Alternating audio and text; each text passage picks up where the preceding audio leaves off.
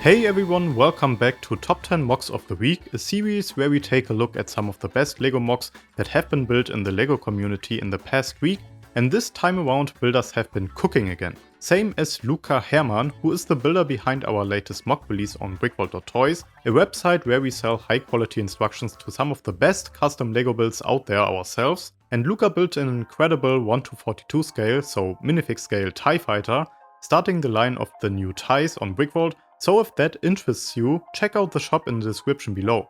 But without further ado, let's dive right into it, and don't forget to check out all the builders with the links in the video description below as well. At number 10 we have Nick from Zootopia, a Disney movie a lot of you probably know. This character was built by Lee Ace and is one of the main characters. I chose this for 10th spot this week because he's so instantly recognizable. We have a very expressive face here with burnt hot dog pieces as eyebrows, which work extremely well here. In combination with the half-open eyelids, he looks really cool and honestly, like he doesn't give a damn what you think, which is pretty accurate if you know the character from the movie. I also like the use of the Technic panels for the upper arms and the rock parts for the dark tan fur beneath his head. Really cool build. Moving on, we have another Disney character that needs a highlight in this video because the features were so well crafted here. This is Remy from Ratatouille, one of my favorite Disney movies ever. The build itself might not look too complex, but it just captures the look so perfectly. The ears use just the perfect piece, looks super accurate, the eyes are really expressive and you even see his little red teeth in the open mouth. And he's holding the spoon with still some soup on it, which if it's the soup from the movie's end, I gotta try myself. On 8th place this week we have a build by a fellow BrickVault builder, and the name simply is Spaceship by Inford. This unconventional looking spacecraft stands out because of its cool parts usage. You probably already recognized it. In the front we have the old style of pine tree that I think is still in use today actually, used here as venting or air intake details. Together with the flaps on the top and bottom, this fits perfectly in here. This MOC is actually from 2020, but Inford didn't get around to posting it until now. I love that this also still fits a pilot minifig inside and some controls. Probably one of the more fun spaceships to swoosh around. And climbing up the ladder to the 7th place with a build by Meishek Briggs. And it's called Looking Through the Blind Eyes of Curse. A fantasy MOC that I don't think is inspired by any media in particular, but just portrays a bunch of very creepy looking characters that I certainly don't want to encounter in front of my house. The main star of the show here is the house itself though.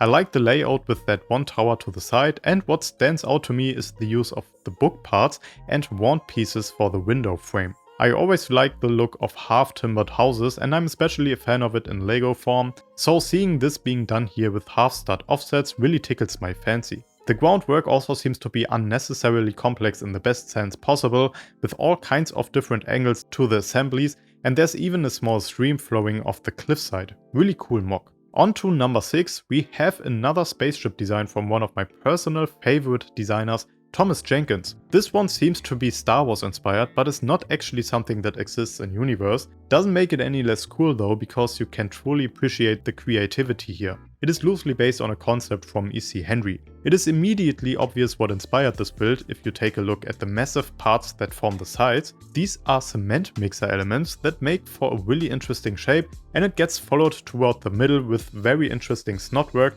and a detail piece here and there to break up the smoothness and make it more Star Warsy. I like that someone found a very good use of that new X-Wing cockpit part, and there's even a seat for a gunner in the rear of the bomber. Looks really cool, and again something I would love to give the good old swoosh test. Half time with this crazy cool Lord of the Rings MOC that is called the Celestial Haven of Linden. I gotta admit it's been a while since I last watched Lord of the Rings, but I think this is not from any of the movies. Anyhow, the builder BrickVault perfectly captures the elvish architecture. This looks like it would go great next to the Rivendell set. Really flowy lines and some nice details all around, like the minifig arm pieces or goggle parts from Rebel snowtroopers on the balcony. This model surely makes great use of all the pieces available in white. Obviously there is a lot to see here that I can never show you guys in all detail that it deserves, so make sure to check out the builders in the description below, but I gotta highlight the floor technique as well. I'm not even entirely sure what piece is used here, which is always a plus in the LEGO community,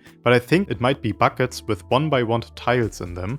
really clever. On 4th place we have the BMW M3 F80 by Mock Atelier. At first glance you might think this doesn't really look that complex until you realize the parts that have been used here. First off, I think this is as close to minifig scale as possible if you go by the height of a minifig, that is. In the front we have the front of tile shooters integrated to recreate the iconic BMW kidney look. This car also benefits greatly from the relatively new parts like the rounded curves at the front. In the back we have the BMW logo, recreated with a bar sticking out a 1x3 inverted tile, which is one of the better parts usages I have seen recently, because how else would you be able to recreate that logo in this scale? And to top things off, take a look at the brake calipers. Recognize these pieces? Yeah, those are feather elements in red. Isn't that cool? Also notice the antenna sticking up the back, a curved tile. I'm a big car guy myself, although I have to admit I'm not the biggest BMW fan, but this one got me going.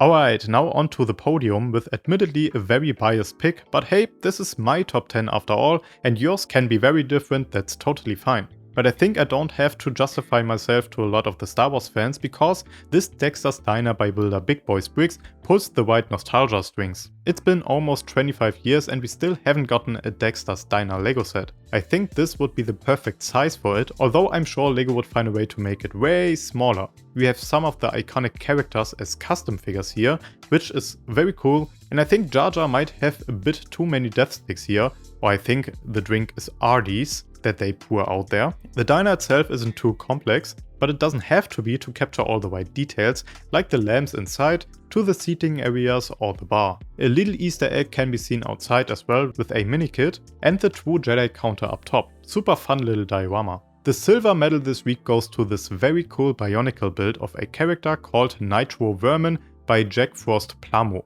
This build goes extremely hard because of the use of a lot of the Power Miners parts with the original stickers still applied. Power Miners, if you don't know, was a theme back in the early 2010s and it had that lime green color scheme. This character is obviously inspired by a rabbit, and how it stretches like this with its thin limbs, it looks like it would be an extremely fast runner. I also like the use of the cloth parts, always a nice addition. We also get a glimpse of the innards, and as expected, they look really nicely engineered with the shock absorber parts used. The head also makes use of lime green basket parts that remind me of an Eastern themed minifig wearing it to carry eggs. I couldn't find the minifig online though, so maybe it's just the Mandela effect here. The tail is an old white wheel piece, and yeah, overall this is just a cool concept with an even better execution. And the crown this week goes to Waither Seats Beneath the Ash by builder Darth Bjorn, a Star Wars inspired diorama of a planet called Waither. This farm has quite a few details in the build, but also in its story. Apparently there's some sort of manipulation of the agricultural formula going on here, with this scientist infiltrating the system to steal data and integrate Argo-engineered crop genome strains. The scientists are probably the folks with the masks on, which by the way is a friend's pouch part, genius part usage. I like the Stormtrooper armor scarecrow in the front and the hovering utility platform behind it. You can also spot a small speeder bike parked in the carport, and this build is 100% Lego, meaning the cloth parts are also from Lego sets. I love the use of color here, it looks like it could easily be from a Clone Wars or Rebels episode. There's some lettering over the entrance, and the entrance door itself, funnily enough, is what I like most about this build. I never thought about integrating this transparent slit in a door like this. Looks super recognizable and Star Warsy. I love it. I'm generally a sucker when it comes to dioramas like this, just because there's so much to spot and small stories to see. It keeps your head busy while glancing over the build, and I think this one does the job quite well. And that's it for this week's top 10. Let me know which one would be your personal favorite out of my selection. Make sure to check out all builders in the description below, as well as our online store for instructions, and also let me know if something like the first place diorama would be something you would buy instructions for, like a diorama series or so. I'm very curious to know. Hit that like button and make sure to subscribe. Thanks for watching everyone, and I'll see you in the next one at BrickVault.